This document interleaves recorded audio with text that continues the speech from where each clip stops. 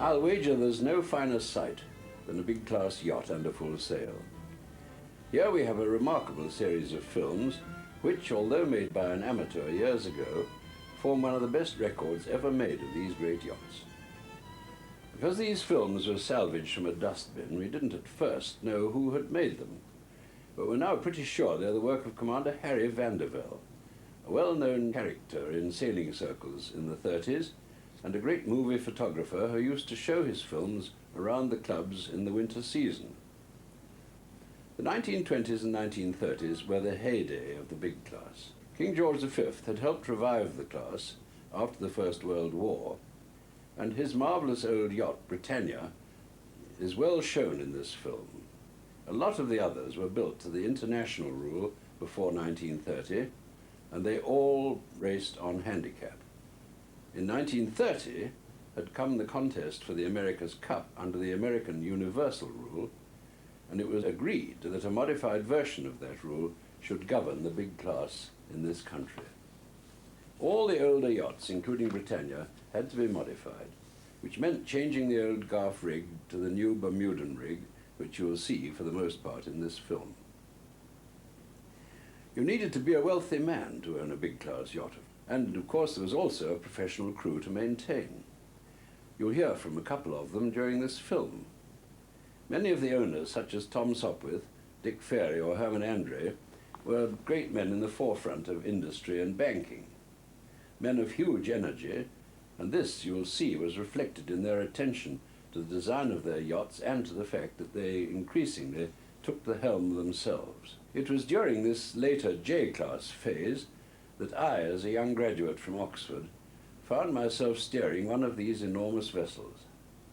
These movies certainly capture some of the excitement that I have always felt in them. Here we see Britannia, the King's own racing yacht. By far the oldest vessel in the class, she was built in the Clyde in 1893. She survived various alterations and became one of the most successful racers ever, with over 200 first prizes in her 42 years. Here we see the guests coming aboard from a naval picket boat on a fine morning off Southend at the start of the season of 1933. By this year, Britannia had been converted from gaff to Bermuda rig. The crew will have been getting things ready for many hours, and now they're hoisting the mainsail.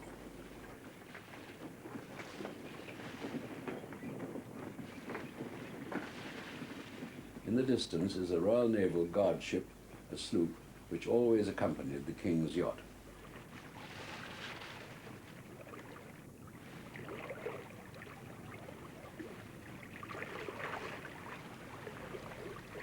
As they maneuver at the start of the race, we catch our first glimpse of Sir Philip Hunlock, the King's sailing master, one of the great characters of yachting.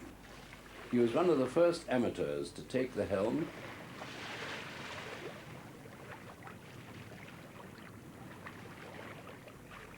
and to the left of Hunlock, in a white jersey and peak cap, is the professional skipper, Albert Turner of Rowhedge, Essex.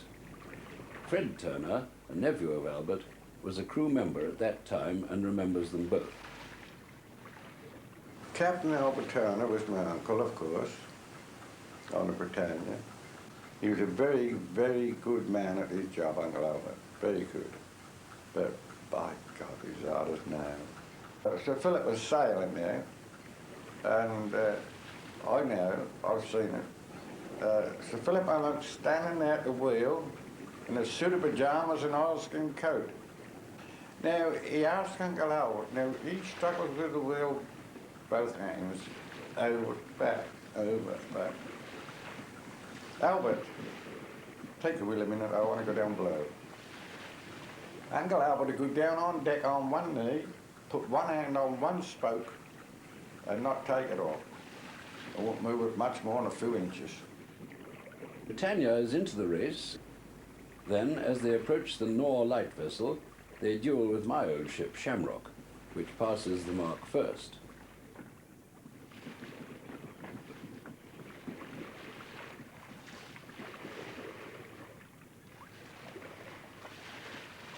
we was always told that if there's any guests in the way, get them out the way quick. Because we're racing, you see. Get them out the way quick, no matter who it is. Well, I went put this topper handle in the main sheet stopper one day, and there was a brogue shoe resting on top of this stopper. And I hit it up top like that. I said, "Mind your foot, sir." And I looked up, it was King George V. Here they are, sailing on starboard tack down the Thames. 121 foot 6 inches of vessel, displacing 154 tons, flying along at 11 or 12 knots.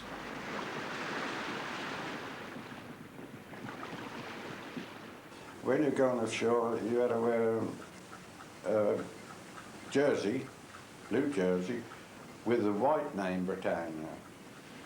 But when he was at work, he wore a jersey with the red name Britannia. And Uncle Al was very strict about that. They're rounding the mouse-sliced vessel and putting out the boom to set the huge spinnaker.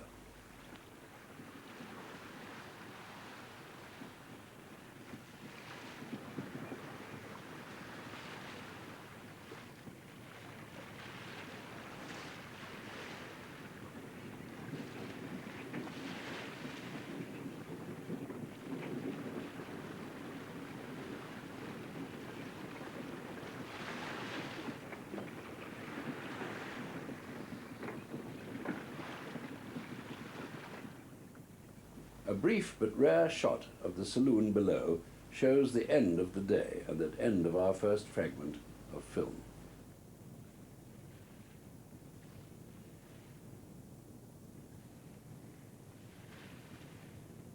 In contrast to the veteran Britannia, Velsheda was built in 1933 by Camper and Nicholson of Gosport for Bill Stevenson, the boss of Woolworths. She was a very consistent racer and a happy ship, and she had been named after the 3 daughters, Velma, Sheila, and Daphne. Here she is during the next yachting season, 1934, which began as usual on the east coast and moved round to Babbacombe Regatta in Torbay. Her mainsail is up and she's underway.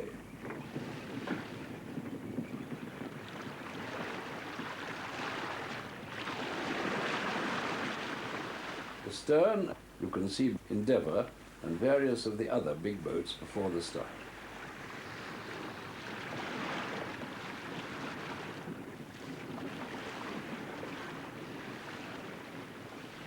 The great character on board Velsheda was Captain Charles Mountyfield, Old Mounty, remembered affectionately by Sam Harvey of Mousel in Cornwall, a J-class veteran.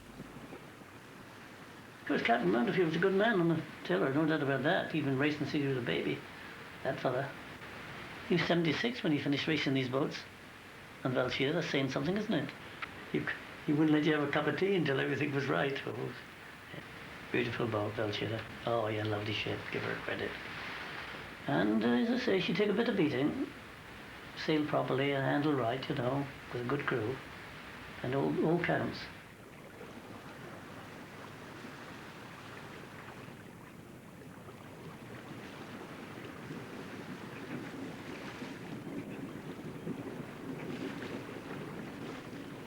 Here Captain Mountyfield is being beaten by Endeavour, which is storming through to take the mark.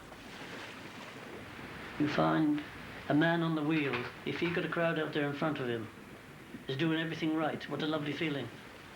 You don't have to shout to do this and the other. See, the helmsman is steering. He's handling the boat. The skipper, he's handling the crew. You see, now they're working between them. You've got the boat and the crew. First mate is forward. He's in charge of shifting all head sails and spinnakers and all that sort of thing, and also trimming the head sails. Everyone has his job, you see. And the second mate's aft with the bosun, with the crew on the main sheet and all that, and runners and jib sheets and what have you.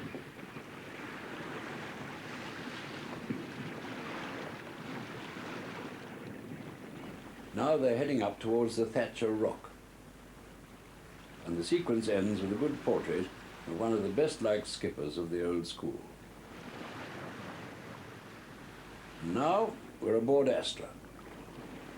This is a squally day in the Solent, around 1933, were on board Astra, hoisting the mainsail.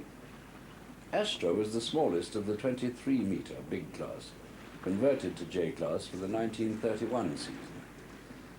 Her owner, Hugh Paul, a grain merchant from Ipswich, is at the helm, with Maudie, his wife, and Major Hextall Smith, the well-known yachting correspondent, known as Bookstall Smith. Oilskins, you will notice, are the order of the day here. Very little rail, you'll notice. It would be easy to go over if you didn't watch out.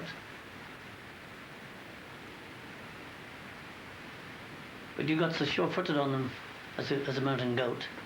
You know, because you knew it was there. And we had little handrails staying on to if you wanted them.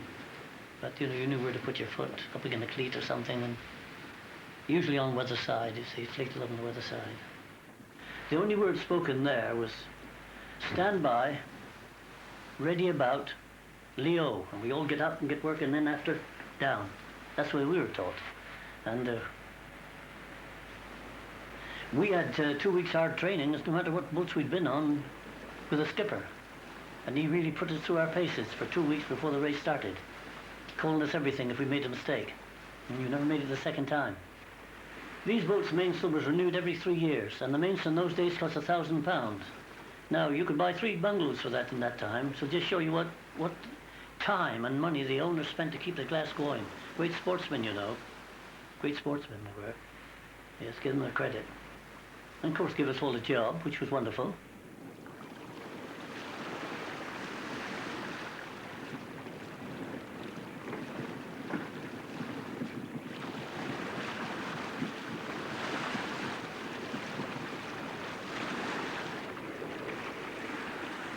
It's a freshening northerly wind, and they passed to leeward of a 12-metre, almost certainly Modesty. Today, these are the big racers. Then they were dwarfed by Astra's 153-foot high rig, which was twice the height of theirs. The wages then were £3 a week, and if you got a first prize, you got £1, 15 shillings for the second, 10 bob for the third, 5 bob if you started, went over the starting line, and £0.50 a day food money. But you didn't pick that racing money up until the end of the season. So if you'd done anything terribly wrong, got the sack, you'd also lose that racing money. Presumably, sometime later, we're now coming into Cowes and getting ready to drop the mainsail. You see the fine old Royal yacht, Victoria and Albert, lying at anchor with a guard ship in the background. And you'll see one of the local Solent classes enjoying some exciting races of their own.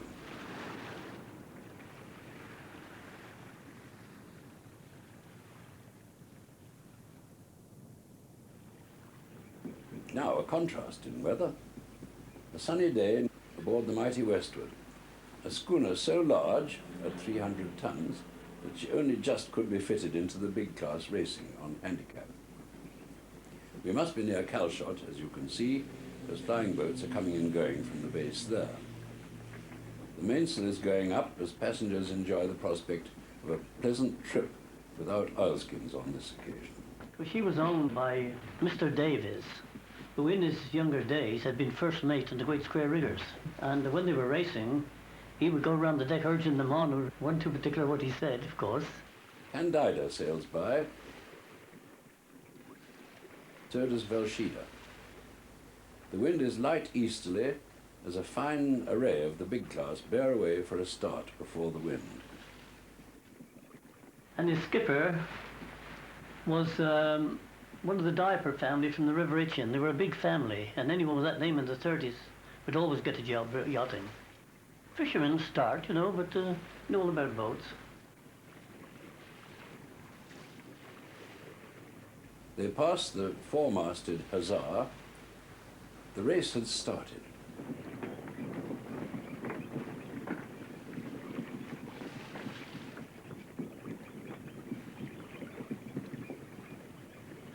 Here's a chance to get an impression of the immense height of the masts as men go aloft on the mast hoops. Spinnakers are being prepared all round to be put out on booms which raise a few gasps from the modern yachtsmen. This is not ideal weather for westward. With a stiff breeze, she was hard to beat on a long reach. If you got her with a beam wind, like obviously like a train, and he was another hard case, the owner of that, Mr. Davis. I know we were racing at Ryde, and he caught the shamrock on the wrong tack, and he put his bobstay up on the shamrock's taffel. And it's a damn great boat to do that with. Yeah, but he was in the right this thing, and he's on the starboard tack.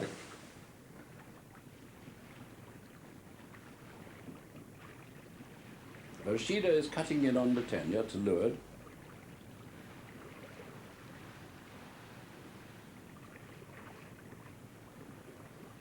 And Candida is sedately going about.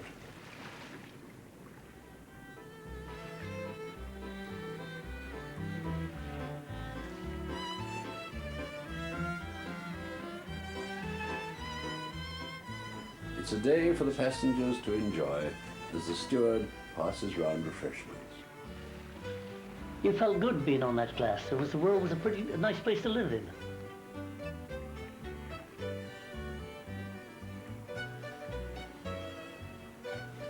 A rare glimpse of a woman going below, but our cameraman is happier on deck. Our final glimpse of Harry Vandervelde's splendid film shows us one of the gentler moments aboard the big class.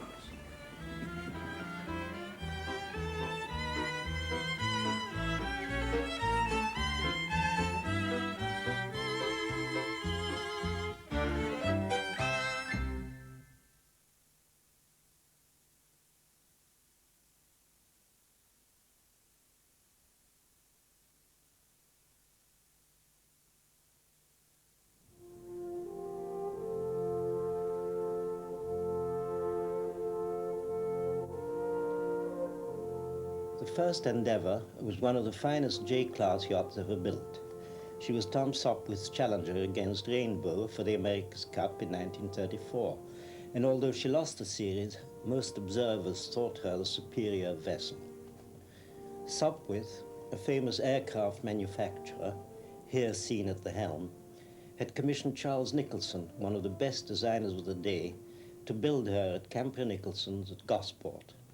He is the kneeling figure in the foreground. At the time, I was a young aeronautics engineer working for Sopwith on the Hurricane Fighter, but I also had the exciting job of designing the rigging for this beautiful yacht. This rare amateur movie was probably taken by Commander Harry Vandervelde and shows how she was built and launched. A familiar scene outside Camper Nicholson's where so many of the J-class were built. Inside, a wooden deck is already being fitted, but they're still working on riveting the ship's steel hull. This was done by heating the rivets on little coke fires. In those days, very little welding was done at all.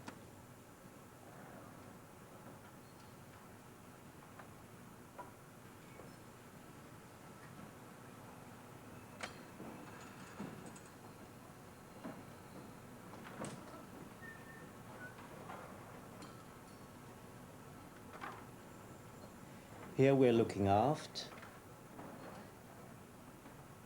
and then looking forward. She was 130 feet long and had an overall displacement of 148 tons. Steel plates are held in place, ready for riveting, whilst wooden ribbons keep the frames of the vessel true during building. The keel itself was bolted on separately.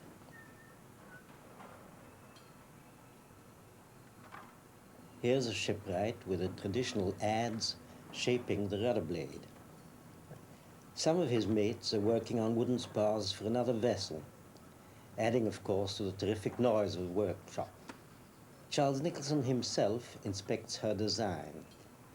In the block shop, blocks are made through which the rigging will be run.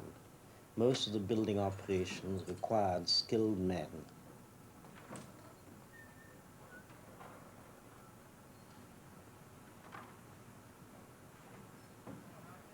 Some of the yellow pine deck is laid, curved, screwed from below, and the seams between the planks filled or caulked with cotton rather than traditional oakum.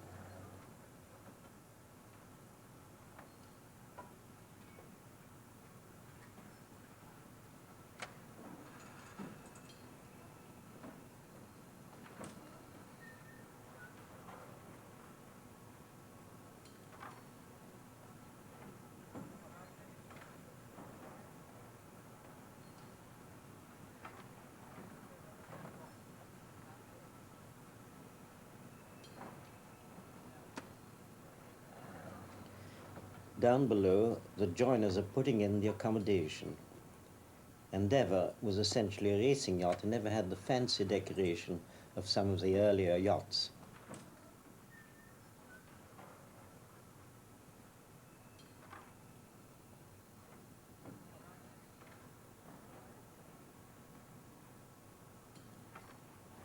Later on, some of the deck hatches are in position, including the doghouse, which is the entrance to below decks.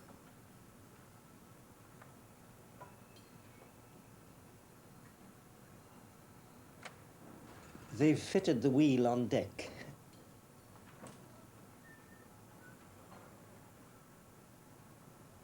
And are also putting in some extra fittings for a lifeboat. This was specially for the Atlantic crossing to the America's Cup contest.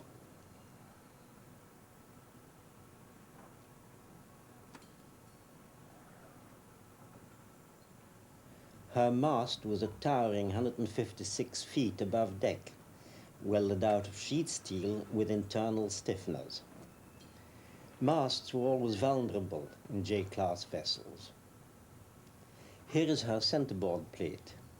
It lets down through the hull when you are going to windward. It gave Endeavour 23 feet draft rather than her usual 15.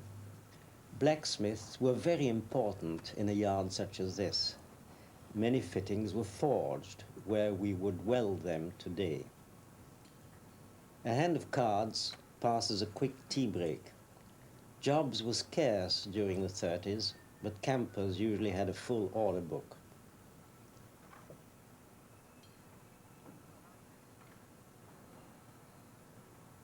They're beginning to lay the way for launching. At the moment, the vessel is resting on her keel, but during the launch, the weight will be taken by the cradle, which will slide down greased ways into the water.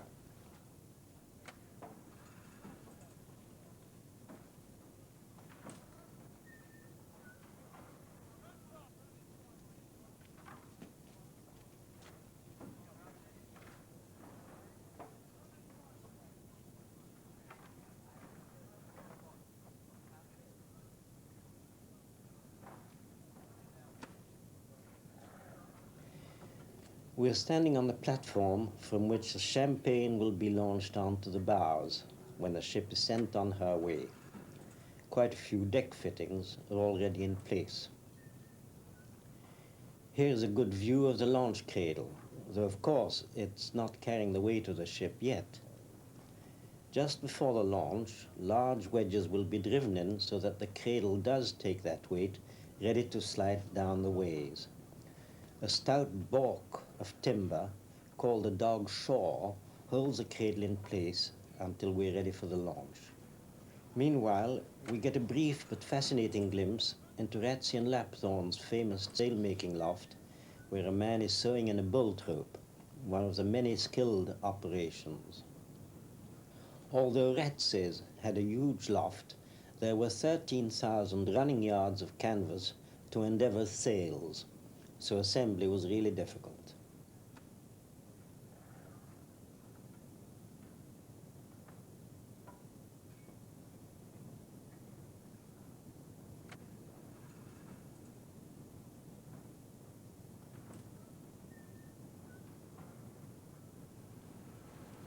Our cameraman returns to the launch, where the men are driving in the wedges so that the cradle takes the weight. Now the shores are taken away and the cradle is carrying Endeavour.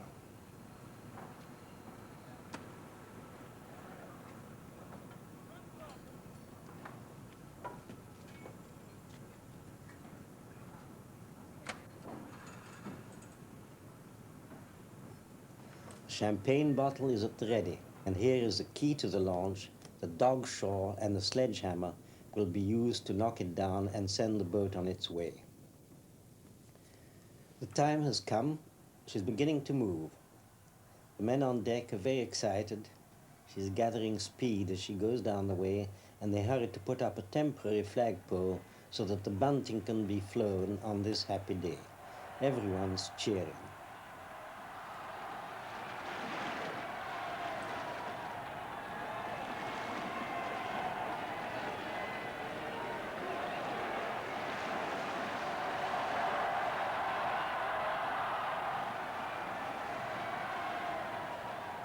And now, here's a chance to see Endeavour under sail, taken by the same cameraman at Torquay during the big class racing in Babbacombe Bay.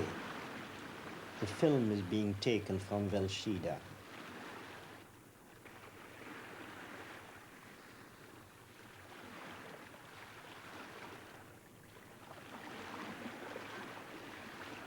And we get a lovely view of Endeavour running close hauled with her owner's motor yacht Vita in the background. Now she's going about. These maneuvers are almost certainly at the start of a race. There's quite a bit of swell, but the beauty of Charles Nicholson's design can really be seen in action as she speeds through to overtake Velshida. There's no doubt that everyone is waiting for the starting gun.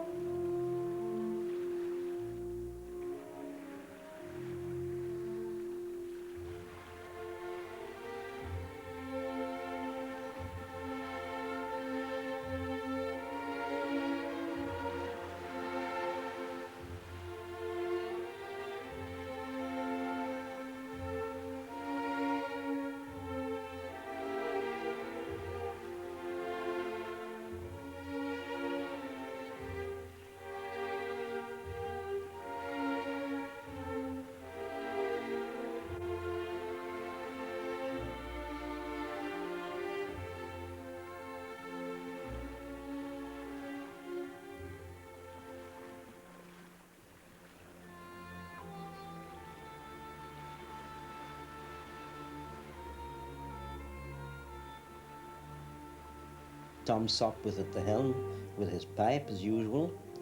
He has a crew of about 24 professionals and an after guard of amateurs, probably about 4 or 5 of them.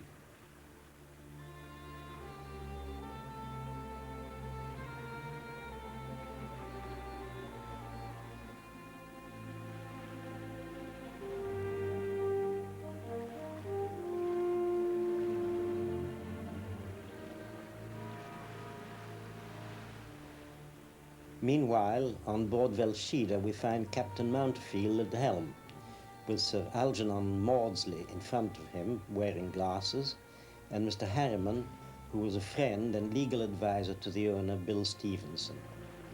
All of them no doubt admiring the yacht which should have won the America's Cup, the first Endeavour.